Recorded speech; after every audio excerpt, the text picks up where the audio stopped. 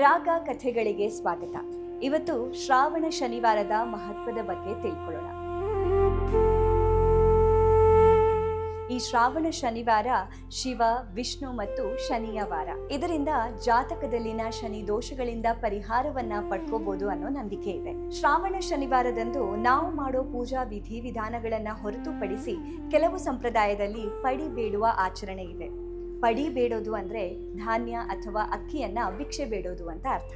ಈ ಆಚರಣೆಯನ್ನ ಮನೆಯಲ್ಲಿರುವ ಚಿಕ್ಕ ವಯಸ್ಸಿನ ಮಕ್ಕಳು ಮಾಡ್ತಾರೆ. ಇನ್ನು ಮನೆಯಲ್ಲಿ ಚಿಕ್ಕ ವಯಸ್ಸಿನ ಮಕ್ಕಳು ಇಲ್ಲದೆ ಇದ್ರೆ ದೊಡ್ಡವರು ಕೂಡ ಮಾಡ್ತಾರೆ.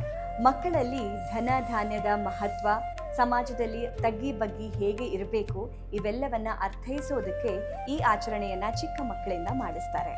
ಈ ಪಡಿ ಬೇಡುವ ಸಂಪ್ರದಾಯ ಕೇವಲ ಧಾರ್ಮಿಕ ನಂಬಿಕೆ ಅಷ್ಟೇ ಅಲ್ಲ, ಇದು ಸಾಮಾಜಿಕ ಸಂಪರ್ಕ ಮತ್ತು ಸಮುದಾಯದ ಬೆಸುಗೆಯನ್ನ ಹೆಚ್ಚಿಸುತ್ತೆ.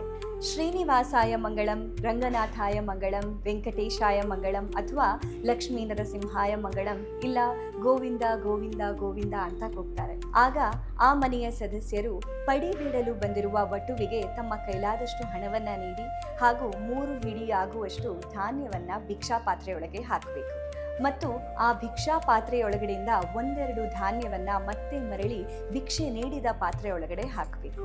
ಅಕ್ಕಿ ಜೊತೆ ಬೆಲ್ಲವನ್ನ ಕೂಡ ದಾನ ಮಾಡಬಹುದು.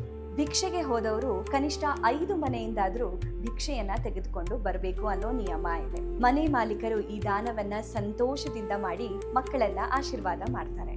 ಈ ಪದ್ಧತಿಯು ಮಕ್ಕಳಲ್ಲಿ ದಾನಶೀಲತೆ, ಸಂಯಮ ಮತ್ತು ಆಧ್ಯಾತ್ಮಿಕತೆಯನ್ನ ಹೆಚ್ಚಿಸೋದಕ್ಕೆ ಸಹಾಯ ಮಾಡುತ್ತೆ ಅನ್ನೋ ನಂಬಿಕೆ ಇದೆ. ಇನ್ನು ಪಡಿಬೇಡಿ ಬಂದಂತಹ ಧಾನ್ಯ ಮತ್ತು ಹಣವನ್ನ ಏನು ಮಾಡಬೇಕು, ಇದರ ಪುರಾಣದ ಮಹತ್ವ ಏನು, ಸಾಮಾಜಿಕ ಮಹತ್ವ ಏನು, ಇದನ್ನ ಮುಂದಿನ ರಾಗ ಕಥೆಗಳಲ್ಲಿ ತಿಳಿಸ್ಕೊಡ್ತೀನಿ.